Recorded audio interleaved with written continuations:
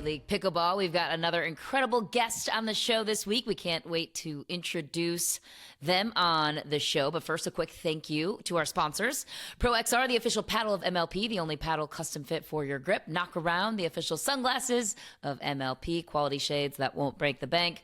Or Organic, the official nutrition partner of Major League Pickleball. Transform your health with plant-based nutrition from Aura. I should have these memorized by now, but I don't. I'm one of your hosts, as always, Mish McMahon, sports broadcaster, one of the voices of MLP, joined as always by my counterparts, Tyson Apostle, best mullet in the league, reality show legend, Casey Patterson, Olympic volleyballer. He's finally home. He's not joining us from his car again. We appreciate that. That's 2 weeks in a row, Casey. Oh, wow. Consistency, that's the key. Consistency is key. And speaking of consistency, perfect segue. Thank you, Casey.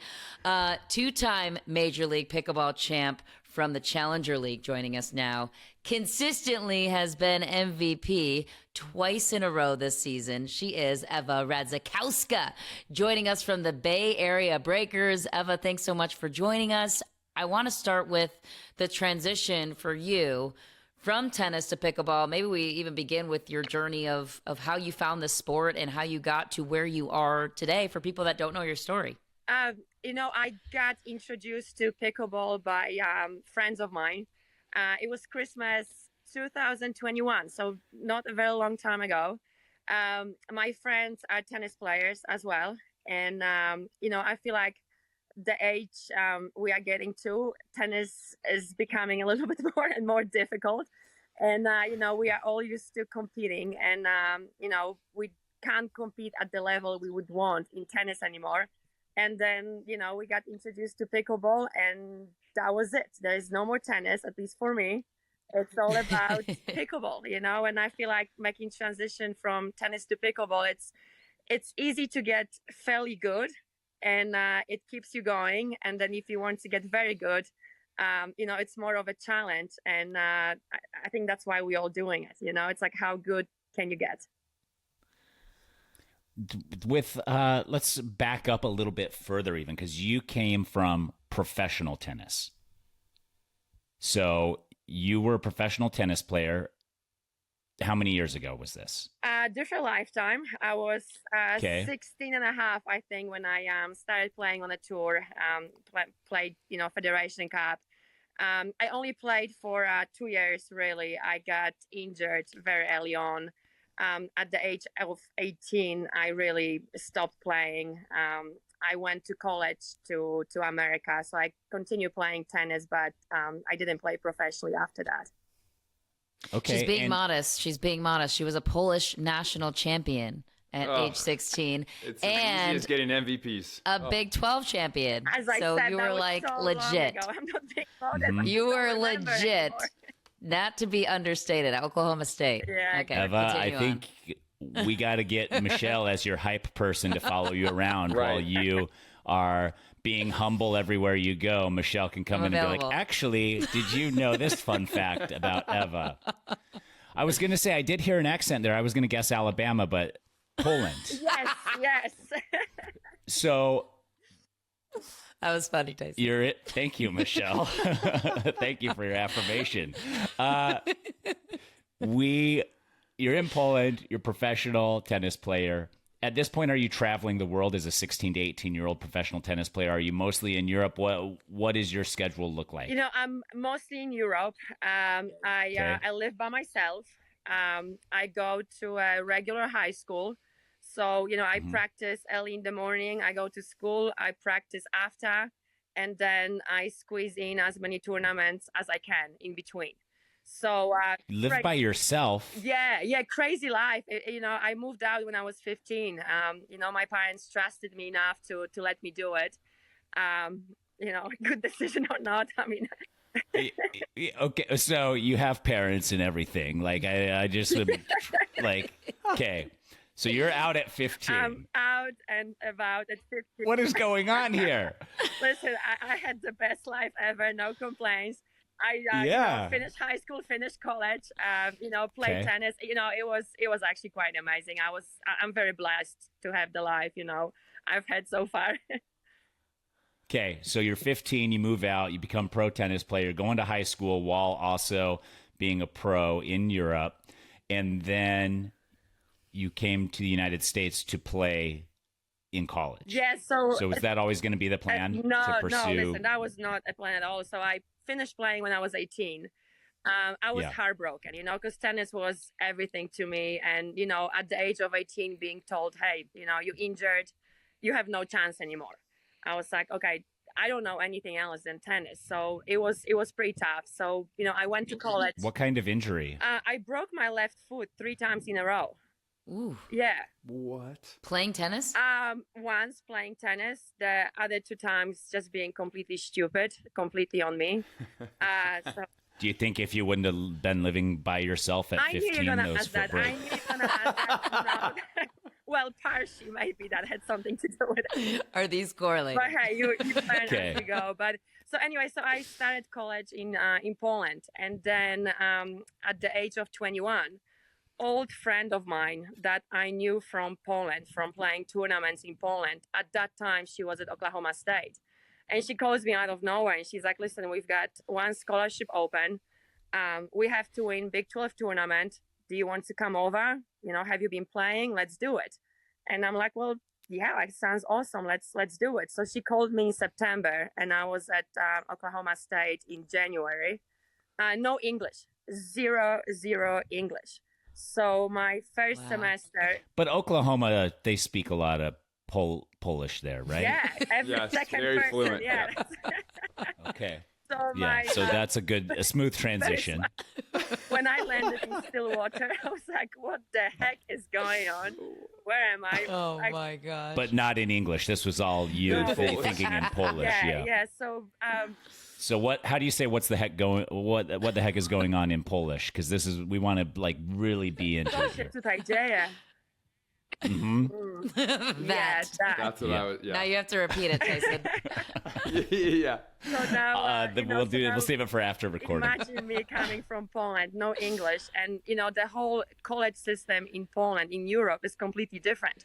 You pick your major before you start studying, and you are given a schedule, and then you just show up for your classes, according to the schedule. So now my first day at college, I am being told that I'm supposed to choose classes, and I'm like, what do you mean I'm supposed to? You do it yourself. I mean, not only that I couldn't understand English, but, the whole idea of choosing my classes. Oh, my gosh. So, and I was late. So, you can only imagine what classes were left.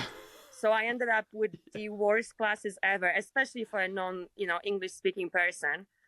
Most of the classes had labs, or I had to creative writing. Yes, I had to write essays, give speeches, and I had to take 7 classes to kind of finish school on time because I only had 2 years on a scholarship. So it was something. It was something. Oh my gosh! And then it's the I could barely do it while speaking English. I couldn't even figure it out. I was like, where am I supposed to be? I have no idea. What class do I need? Yeah. I had to quit. Just get. This is too hard. I can understand everything. I remember, and I can hear everyone. Luckily, my roommate, she spoke Russian, and I speak a little bit of Russian. Back then, I spoke good Russian, so I was able to communicate with her. And then my Polish friend obviously helped me a lot. But I had days I would come back from my classes, and my roommate is like, "Oh, what class did you go to?" I'm like, "I've got no idea. I mean, I don't know." I just went to the room number. Sat down, and that was it. Yeah. So, how did you make it through these classes? Like, was the tennis coach putting in a good word for you to get the grades, or did you have a tutor that was helping you? What was so happening? Fast, if you have to, you learn very fast, and all you hear around you is English, so it doesn't take that much. Like 3 months into it, I was like, okay, I can actually start taking notes, I know what's happening. So it wasn't my favorite semester, but I survived. I think I only dropped 1 class. Now, my second semester, I was a rock star because I choose all of the math classes and, statistics, all of that, all numbers. Oh, my God, it was amazing. Numbers are universal. Are all the numbers, same. yeah. Oh, God, it was so easy. That's the universal language. A lot of people say love. No. Yes. Numbers. Yes. Numbers. So, yeah, I was a rock Is that in star. your marriage vows, Tyson? The only universal name love language is numbers. Yeah, it is. Okay, so you're there at school, Oklahoma. picking up English rapidly, playing tennis, and becoming a tennis champion again. Did you, I mean, at some point earlier, you probably thought you were done playing tennis forever. Yeah.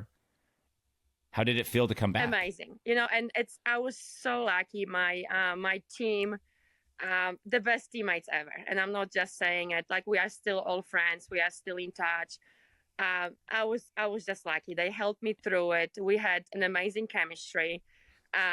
It's funny actually because a couple of the pickleball players that are close to my age, they actually remember my team because when we went to the Big 12 tournament, we were like quite a mess. Like no one expected us to win. I don't think we even had like matching outfits. We were late to our match. Like we were like a walking disaster, and maybe that's why it worked. But you know, we ended up winning, and we always had each other backs. It was just, you know, it was a lot of fun. Maybe that's why you took to pickleball so well. I mean, none of those guys have matching outfits. That must be it. I was thinking about it. Yeah, that must be it. You're like, this is I feel so comfortable already. Yeah, wow. Everybody's doing this? Okay, so after your college tennis career, what is your hope? Are you pursuing professional tennis again, or are you at this point just instructing and crunching numbers? You know, what are you doing? You know, after college, I was like, you know, what an opportunity. I'm in America. You know, I can coach tennis anywhere I want. So what a great opportunity to just, you know, travel around, go to as many places as possible. Tennis is the same everywhere. And let's just, you know, see as many places as I can, meet as many people as I can. So I spent, you know, I think 8-10 years after college just traveling from place to place, coaching tennis and, you know, again, having pretty good time. And where was your favorite place? Melbourne, Australia. Loved it. Cool. It was one of those places, you know, I unpacked my suitcases and I was like, oh, okay, I'm ready to stay here for a little bit longer. Okay. Yeah, everything except for how expensive the sandwiches and waters are. You're like, wait, what? You know what? Now it's like $30 for a sandwich? It's crazy. Like the real estate, everything. Yeah. But what an awesome place. My God. I know. Yeah. So you're in America now, right? You're in I'm in Atlanta, yeah. Obviously. So how did you land there? Sorry, I jumped ahead of your everything in my life, completely spontaneous, random, last second decision. You know, I'm in tennis. Atlanta seems to be a great place for tennis coaches. If you can't, you know, make a living as a tennis coach in Atlanta, you shouldn't probably be coaching. So let's do it. That's the first test. You know, like, so I could, that's where you go first. Let's go. Let's see what's going to happen. So you're still a tennis coach? Not much, actually. You know, I've been for the longest time. I was doing two jobs. I work at a fitness facility, and then I was coaching tennis. Once I got, you know, more serious about pickleball, I quit the tennis coaching job. I still coach a couple of lessons every now and then, but you know, it was just too much. Okay, and you're a trainer, right? I'm a trainer, but I also do programming for all of the classes we offer at the fitness facility. So I just really appreciate using my brain for once. You know, coaching tennis, it's always been, you know, I'm sorry, you still use your brain a lot, but it's a very... Oh, shots fired. You hear that, tennis players? Less numbers in coaching, more numbers in programming. Hold it against me.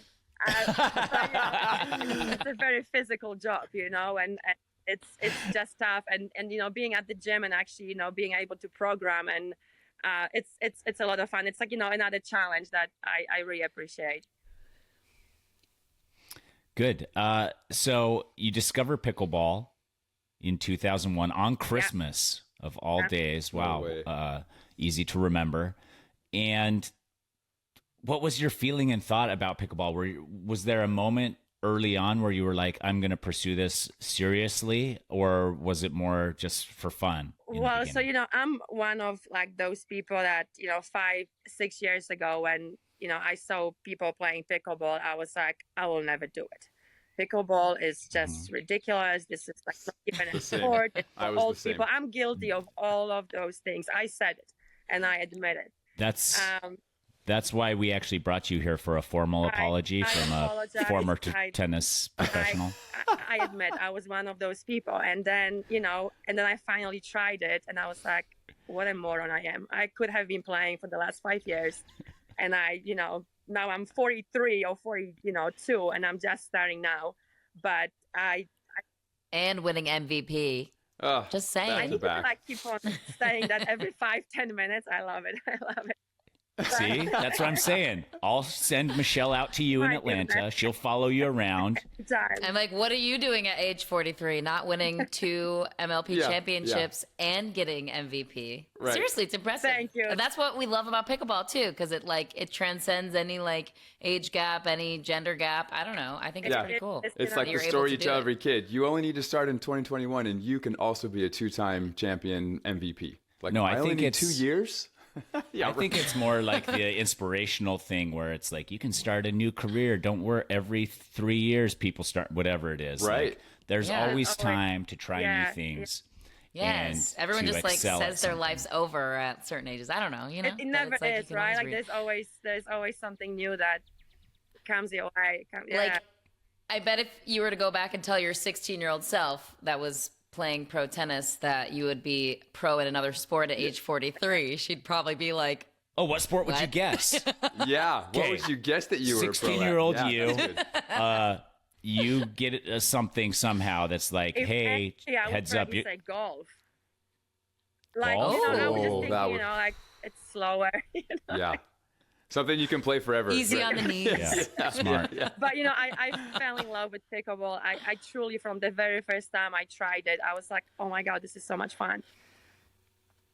That's so And cool. then at what point did you start pursuing it really seriously? Were you immediately hooked, playing as often as you could, trying to get better? Or what was your progression from 2001 to now when I think about it, it was actually fairly quick, but at that time it seemed like very chilled.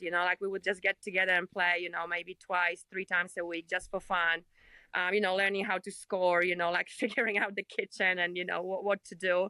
And then it was like, hey, let's go to a tournament, but it was more like, hey, let's go together as a group, let's have fun, we're gonna stay together, make it into a fun trip, play pickleball. I was like, well, that sounds amazing. And, we ended up going, we did well. I was like, oh, this is really cool. So then we signed up for another tournament. It was even more fun. And then I think Glauca, she was my first doubles partner. We won the 5.0 tournament. And she's like, well, let's, try pros. I'm like, oh, shoot. So now we probably need to start practicing. Get on it. I don't think we can just, go, based on what we do. So then we, kind of got a little bit more serious. And then we went to our first pro event and we got our, butts kicked pretty nicely. So I was like, okay, let's start practicing. Let's get serious. How, from that first pro tournament, what specifically stands out to you as things that are the difference between being a gold medalist in 5.0 and getting your butts kicked in pro? Where's that? It just felt divide? Like everything needs to be more solid and more solid, faster, quicker, harder. I felt like we had a good foundation. We all have forehands, backhands. We can dink, we can volley, but it just wasn't good enough. Before that, we never actually drilled. We never just put the reps into it. We just played points. So every time we got together, we just played games, and that was it. And after that first tournament, I was like, you know what? I think we actually need to start drilling and getting some reps in, some cross courts down the line, some dinking, and just to feel more confident. It's crazy how the competitor inside can't let it be like the end. Like, oh, no, let's just go back to winning all the 5.0s and just have fun. Oh, it's no. like, no, I have to drill now. I've got to be the best I can. It's crazy. We can't let that. You can't let it go. You're like, I have to do it now. At the same time, I love it so much. I don't think I realized how much I missed competing and how much I missed actually having a goal and a challenge and having a routine, having motivation to go to the gym, making time to practice. I think, being the age I am right now, I appreciate everything so much more than when I was younger. You know, when I Right. played tennis and my coach told me to go to the gym, I was like, oh my God, are you serious? Like, I don't want to do it, you know? And now I'm like, hey, I got to go because, you know, if I'm going to be dinking, you know, for 3 hours a day, I got to be able to stay low. So, hey, let's do some heavy squats because it's going to help me. Like, it's just, you know, you just appreciate everything more, you know, and you never take it for granted. And it's like, you know, having that new passion for something. I absolutely love it. So when did you first set your sights on Major League Pickleball? Obviously, it's evolved since its inception, which was around the similar time to when you first found the sport. So how did you connect the dots? I didn't. I went into MLP really not knowing much about it. I didn't really know if I'm going to get drafted. I think my boyfriend, you know, kind of believed more in me and the whole thing than me. He was the one he kept on telling me, listen, you're going to get drafted, like, get ready. And I'm like, no, like, what are you talking about? Just chill. It's going to be fine. And then, you know, I never, you know, was contacted by anyone, you know, coaches or like managers till like a couple of days before. And then it kind of hit me. I was like, oh, wow, this could actually happen. And then. How do you think? Oh, sorry, and, go ahead. You know, and I really didn't do any research on it, but I think I was kind of the same with tennis. Like, the less I know, the better it is. I'm kind of one of those people, like, tell me what time to show up, where to be, and I will play. And the less I know, the better. You'll adapt. Yeah. How do you think they found you? If you were like a less known entity, you didn't even know you were going to make it. I seriously don't know. I mean, I spoke to the managers and the coach, you know, and kind of getting to know like the whole system behind it and, you know, the way the rounds went and you know, what was their thinking process. And, you know, I was like so new to pickleball and I only played singles really, you know, a couple of mixed doubles, couple of doubles tournaments. So I was like the unknown. But I think my teammate Pablo kind of put a good word behind me and that's why I got drafted. So thank you, Pablo. Oh, that's awesome. Thank you, but also you're welcome, Pablo, for winning two Major League Pickleball Challenger League titles. So you had to know enough to submit for the draft, to apply for the draft. Is that something that's like rippling through the pro pickleball community everywhere? Like, how did you hear about that and decide to make that you know, social media, you know, it was all over social media. So, you know, I knew it kind of existed. You know, I think I did get an email. You know, obviously I'm going to reply, but, you know, I really didn't pay that much attention to it, you know, back then. Okay. And then the draft, so you're hearing from team representatives and stuff, and then the draft day happens. At that point, did you know or have a great feeling that you were probably going to be? No, it was actually hilarious because I did get contacted by one of the coaches from a different team, and I had a long conversation with him, you know, and he sounded pretty serious. Who? Won't say anything. And, you know, I was like, okay, you know, like that kind of sounded good. That was just like a few days before. And then on the day of the draft, I was driving back from work. I remember I was, you know, on a highway in Atlanta, which, you know, it's never good. Like, and I'm on the phone and the manager from Breakers calls me and we literally talked for a minute. He's like, hey, how is it going? Have you been practicing? Are you feeling good? I'm like, yeah, all good. He's like, okay, bye. I'm like, okay, bye. And then just a quick check. What was your name again? Like, he's just like, you know, like checking off the boxes, you know, he probably needs to like contact some players. And then he called me back 2 hours later and he's like, hey, welcome to the team. And I'm like, no way. What? That's awesome. That's amazing. And once you get that call, are you changing anything in your pickleball preparation at that point? Are you like, now I have to like really step on the gas here? Or are you just like, I'm doing the things that I've always done? No, I got super nervous. I was like, holy shit. Okay, like, this is real. What, like, let's get going now. Like, how do I prepare? Like, you know, what do I do? Like, yeah, like things got very serious. And how did you prepare? So you it's December of last year. And the first event is going to be in Mesa in less than 2 months from the draft or around that. What are you doing between the draft and you know, first for event? me, it was just the physical preparation. You know, I feel like, I'm one of the players, and because of my age as well, I don't feel like I have to spend so much time on a pickleball court. I can, go for 1.5, 2 hours with good intensity, but I have to put the work in at the gym, like I got to keep my body in a good shape, so that was one of the main, factors how to prepare myself. So I definitely spend long hours at the gym getting my body ready. Okay. And did you have a good connection with the other people on the team? Like, did you guys come together and meet and practice and stuff like that? We communicated a lot, through text messages. I never met Rachel before MLP, so I didn't know anything about Rachel. Pablo, Christian, I saw them at tournaments, but we never spoke before.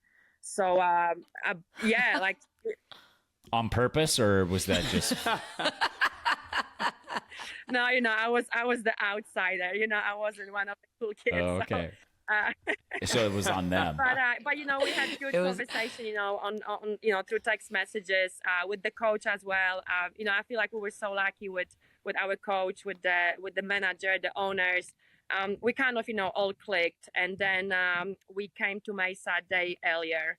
And we spent the whole day, practicing, went for lunch, went for dinner. I got to tell you, like, that one day of practicing with the team and with our coach, I learned more about pickleball than, all of the months leading up to it. It was absolutely amazing. And I will forever be grateful to the coach for all of the information he gave me. Who is the coach? Coach Scott. Everyone knows him. He's absolutely awesome. It's we wouldn't have won without him. Is it Crandall? Yes. Scott Crandall? Scott Crandall. Lefty. Yeah. There's two Scotts in the industry. Again, I'm the new kid, so No, Scott Crandall. Like everybody's new. Like, wow. Yeah. So wow, so cool. So you're saying if we want to take that next step in our pickleball progression, we have to first get drafted to play Major League Pickleball before Casey. That's bad news for you, bro. Just have to get drafted. Somehow I've got MVPs waiting for me, but I haven't been drafted. You have to get drafted to make that next step. No, I knew that was a problem. I knew it wasn't me. How did Pablo know enough about your game? Or you, if you had never spoke before. Yeah, if you're purposely avoiding each other. Yeah. Like you said, Pablo threw in a good word. Like, how did he know? I feel like, the pickleball world is kind of small, and I think, I was kind of the new person. I won tournament in singles. I think I got to semis. So, so my name was somewhere there. But, right. For me, it was all so new, and there were so many people, so many names. I just, it was just too much. But I guess Pablo saw me in one of those tournaments, and he thought there could be a potential over there. That's so cool. Why do you think you guys work so well together? Because where do I start? Dallas, Pablo, yeah. I've played, mixed doubles before Pablo with Marshall Brown, and he was, he made it fun for me. Marshall is, the nicest guy. He knows when to take over and play, mixed doubles the way, it kind of supposed to be. But he would also tell me hey, go and play your game. I don't want to take over the court. I want you to play. And he made it so much fun for me. And then, but Marshall is right-handed, and I always wanted to play the left side of the court. So then playing with Pablo has the same personality. He's the nicest guy you can possibly, play with. Nicer than Christian. Never play with Christian, but he's awesome.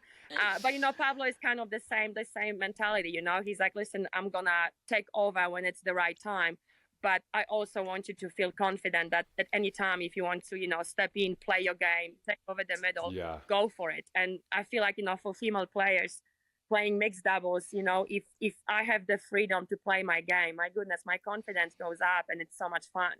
And playing with Pablo, that's exactly how I feel. It's and on top of that, I can play left side. It doesn't get any better. Yeah. And then with Rachel, Rachel somebody you have never played Rachel with. She's a sneaky talent, by the way. So talented. It's mind blowing. It's so much fun playing with her. she's just rock solid. Like I never have to worry about, her not getting the ball in.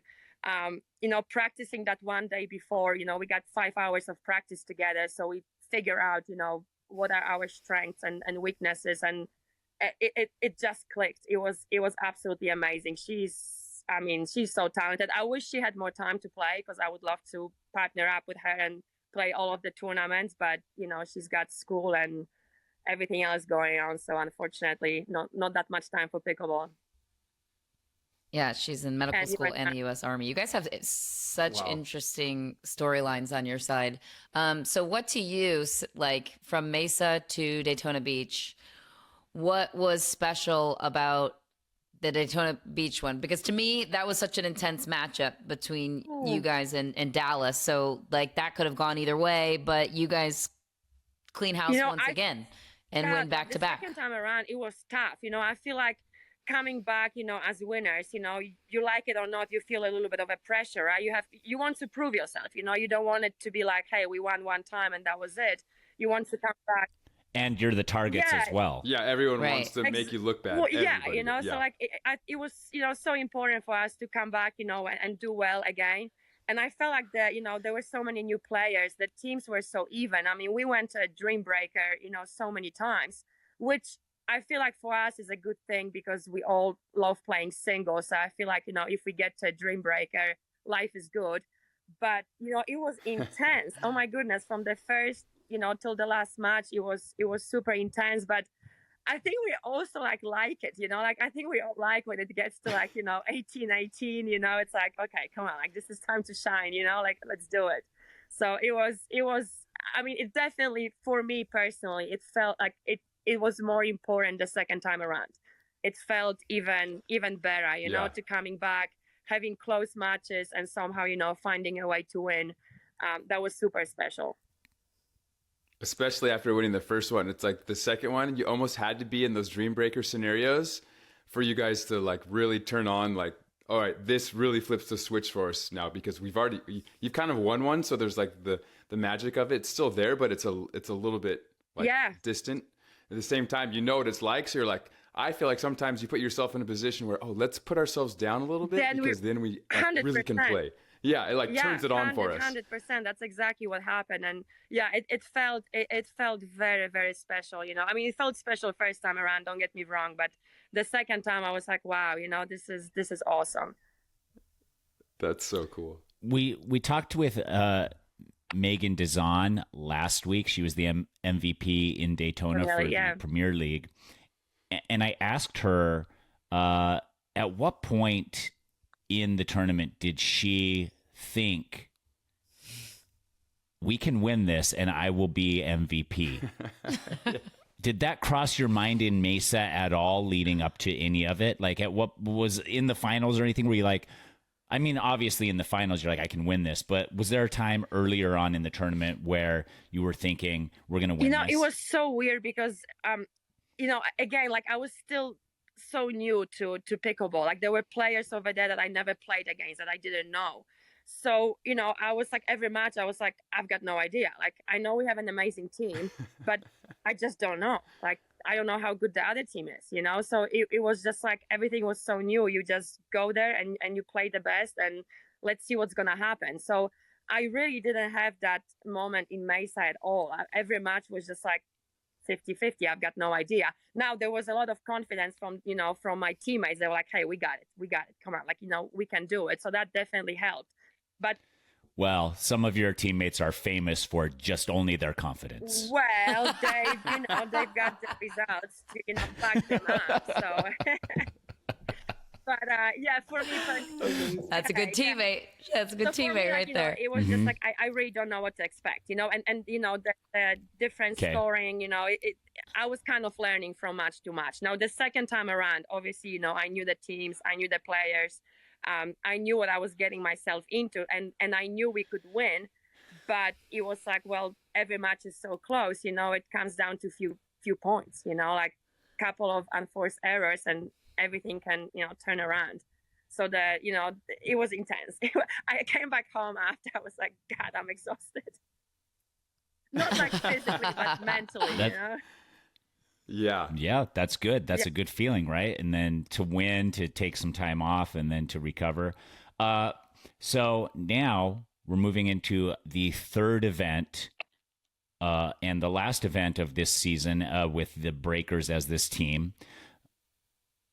What are you doing here to step up your game more? Can you predict a Breakers victory and another MVP win for us? Like what are the steps the Breakers are taking? Right. I want to know like your training and how it's like evolved from when you started and you're like, oh my gosh, I learned so much in that first, team practice until now. Like, what are you doing differently? Right. I feel like, I'm getting to know the game more, right? Like, the MLP, the coach, I start understanding the strategy. I also, I played a lot of singles. I feel like the transition from tennis to being a singles pickleball player is fairly easy. Now, once you get into doubles and mixed doubles, okay, that's completely different. If you want to, even though you're a tennis player, doubles, mixed doubles in pickleball, that's completely different animal. So, playing so many matches in MLP and having coaching on the side, I'm like, okay, I actually know what I'm supposed to be doing. So now when I practice, I know exactly what I need to focus on. I know what my weaknesses are. So when I go and play, that's what I'm working on. I know very specific, parts of my game that need to get much better, if I want to, win any more matches, tournaments. So I'm being very specific with my practice as opposed to just going there and hitting balls left and right. So I want to know, given how you came into Major League Pickleball, not really knowing anything about it, not knowing you were getting drafted, not knowing how you made it on this team, what kind of impression has Major League Pickleball now left on you as a pro? It ruined me. It absolutely ruined me in a way. It's like having first class and now you're like, oh, I always have it now. Like the atmosphere of MLP. That's not what I expected to hear. I'm going to be honest. It's like first of all, I love the scoring system. I love, that every point counts. I love that it's short, like you got to stay focused. I love it. And, again, being the age I am, it's so easy on my body, right? So I'm ready to play. Everything is fine. The atmosphere, it's like you so fire up all the time, like from the very first to the last point, like the adrenaline is just kicking in. And then you go to a regular tournament and the games are so long and it's like, oh, come on. Yeah, let's go. Like, it's just like, it's so tough to recreate that atmosphere. So my first tournament after MLP, I was like, oh my God, like I just can't get myself going. So I kept on drinking energy drinks to like get going. Yeah, you're on court 14, no one's watching. You're just like, oh. Did it work? Did the energy drinks work? So it's like, I guess, it just brings me back to like, college and being on a team. And I just love it, So I actually, I struggle like transferring that into just, regular tournaments. Okay, a couple things before we go. Are the Breakers going to win in this third event? And are you going to be MVP again? Yes and yes. Yes. Perfect answer. Okay. Yeah. Perfect and answer. Next, will you be playing in the Premier League the second half of 2023? That would be bloody amazing. Like, that would be absolutely amazing. I mean, if you're the MVP the resume's there. Yeah. of the Challenger League twice in a row, and you're saying probably 3 times in a row, you should get a wild card in. You should just automatically. It seems like you should make that next jump. Yeah. Eva, we've loved having you, and we want to thank you so much for your time. Super enlightening, and your energy is amazing. We want to wish you the best of luck for the next and final MLP event of this season, the first half of 2023. Anything else, Michelle or Casey, before we take off? No. Just excited to see the three-peat. Okay. Yeah, me too. I'll I'm be your hype excited woman. too. Yes. Michelle will head out a week I'll early. be there. Yeah, I actually will be there a week early. Good. Yeah, no, I'm ready. I'm working hard. I can't wait. And thank you so much for having me. I really enjoyed it. So nice to meet you guys. Yes, too. our pleasure. Until next week, see ya.